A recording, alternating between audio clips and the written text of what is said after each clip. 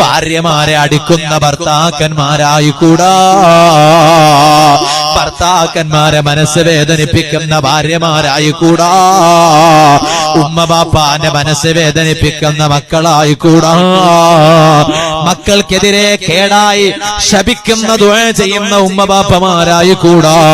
ജ്യേഷ്ഠാനുജന്മാര് തമ്മിൽ പിണങ്ങിക്കൂടാ. കുടുംബക്കാര് തമ്മിൽ പിണങ്ങിക്കൂടാ. കുടുംബ ബന്ധം മുറിച്ചുകൂടാ. വേറെ ഒരു മുസ്ലിമിനെ കാണുമ്പോ മിണ്ടാതിരുന്നുകൂടാ. അയൽവാസിയെ വേദനിപ്പിച്ചുകൂടാ. അയൽവാസിയെ ശല്യം ചെയ്തുകൂടാ. ഓ പറയട്ടെ ഉമ്മമാരെ, സ്വന്തം മകന്റെ ഭാര്യ, അതായത് നിങ്ങളെ മരുമകള് സ്വന്തം മകളെ പോലെയല്ലാതെ കണ്ടുകൂടാ. മകനല്ലേ, നിങ്ങളെ മകനല്ലേ, ആ നിങ്ങളെ മകന്റെ ഭാര്യയല്ലേ, അത് നിങ്ങളെ മരുമകളല്ലേ, അത് ഏതോ ഒരു വീട്ടിൽ നിന്ന് വന്ന പെണ്ണാണെന്ന ഒരു ധാരണ വേണ്ട. ആ മരുമകൾ നിങ്ങളെ മകളാണല്ലോ. ആ മരുമകളെ മകളായി കാണുന്ന ധാരണ വേണോ? മകളായി കാണാൻ മാത്രം വിശാലമായ മനസ്സ് വേണോ? ചില അമ്മായിമ്മമാരില്ലേ, ഇവിടെ അമ്മായി എന്നാ പറയാന്നാ ഞാൻ മനസ്സിലാക്കണത്. സുബ്ഹാനല്ലാഹ്, മകനോട് വലിയ സ്നേഹമാണ്, മകന്റെ ഭാര്യയോട് തീരെ സ്നേഹമില്ല. എന്ത് വിരോധാഭാസമാണ് അമ്മായിമ്മമാരെ. നിങ്ങളൊരു കാര്യം മനസ്സിലാക്കണോ?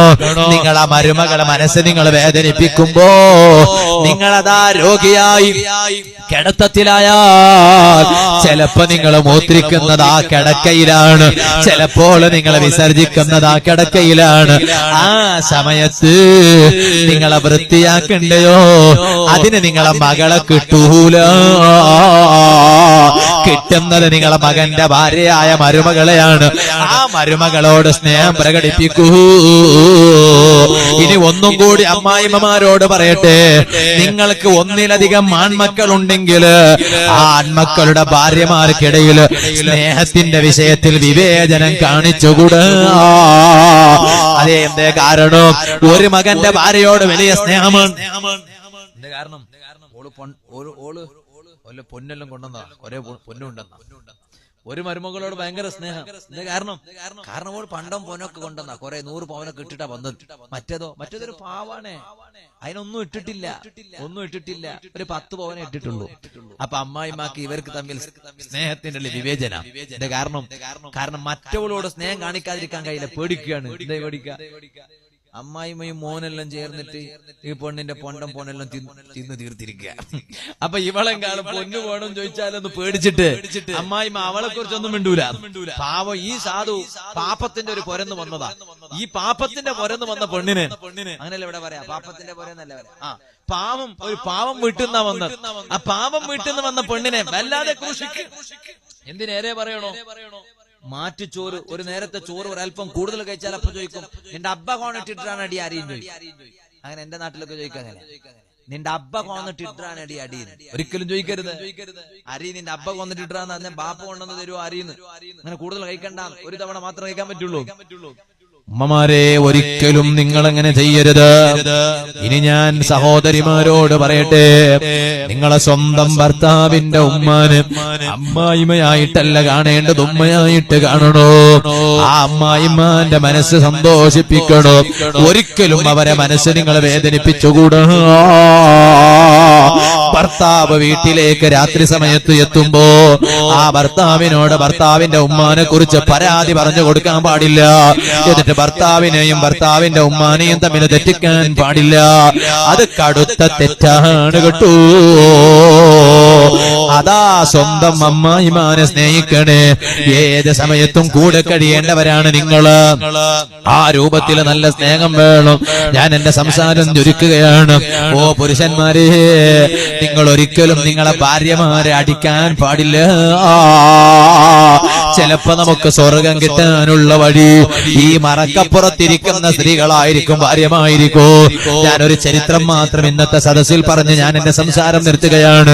ജമാഅത്തുൽ ഊല മാസം അഹ്മദുൽ കബീർ റിഫാനി റളിയല്ലാഹു അൻഹു ഒരാൾ വന്ന് റിഫായി ശൈഖിന്റെ വീട്ടിൽ വന്നു നോക്കുമ്പോ എന്തറിയോ, ഭാര്യ ഈ ചട്ടങ്ങ ഇങ്ങനെ മുതിൽ വെച്ചു. ചട്ടങ്ങ എന്നല്ല, ചട്ടങ്ങോ എന്ന് പറയാം എന്റെ ഭാഷ. ചട്ടോ സാധനം മനസ്സിലായോ? വെച്ചെങ്കിൽ പൊള്ളും, ഗായാവും, അങ്ങനത്തത്.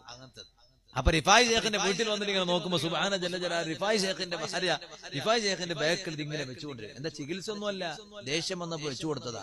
അങ്ങനെ ഉണ്ടാവും ചിലപ്പോ അപ്പുറത്തിരിക്കുന്ന കൂട്ടത്തില്. ഭർത്താവ് ഒരു പാവം ഭർത്താവാ, എന്നെ പോലത്തെ ഒരു പാവം ഭർത്താവാണ്. അയാൾ എന്ത് ചെയ്താലും മിണ്ടണില്ല. അങ്ങനത്തെ ഭർത്താവുമ്പോ ഭർത്താവിനോട് ദേഷ്യം തീർക്കാൻ വേണ്ടിയിട്ട് ചാട്ടങ്ങോ അടുപ്പത്ത് വെച്ച അങ്ങനെ ഉണ്ടല്ലോ കോലൊക്കെ ഇതായിട്ട് അത് കൊണ്ടുവന്നിട്ട് തീ കത്തുന്ന കണലങ്ങ് എടുത്തിട്ട് അങ്ങനെടും. വീട്ടിൽ വന്ന് നോക്കുമ്പോ റിഫായ് ഷേഖിന്റെ ബാക്കിൽ ഇങ്ങനെ ഭാര്യ വെച്ചു. അപ്പൊ ഈ വന്നു നോക്കിയ ആൾക്ക് വല്ലാത്തൊരു സങ്കടം. റിഫായ് ഷേഖ് ആരാ, എത്ര വലിയ മഹാൻ.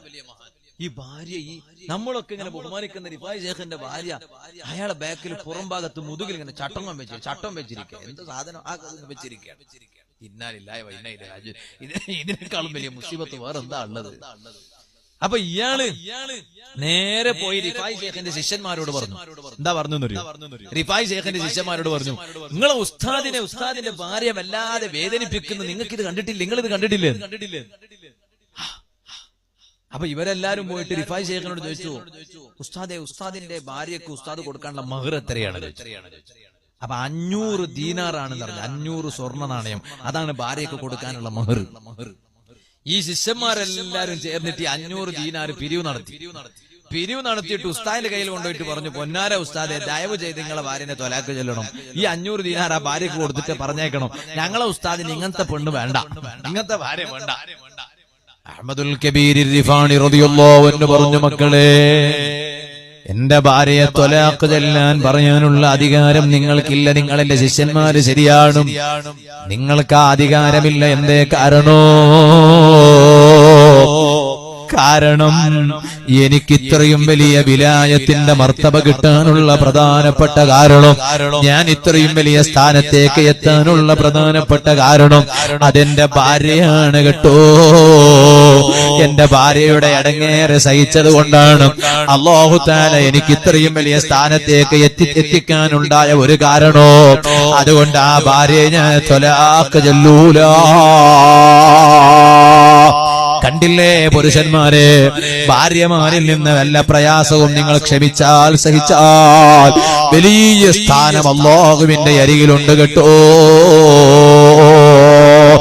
ആ രൂപത്തിലൊരു നല്ല ഭാര്യഭർത്തൃ ജീവിതം നയിക്കണോ, അതാ നരകം മുന്നിൽ കണ്ട് ജീവിക്കണോ, നിങ്ങൾ എല്ലാവരും ആ നീറുന്ന സ്ഥലത്ത് നിന്ന് തന്നെ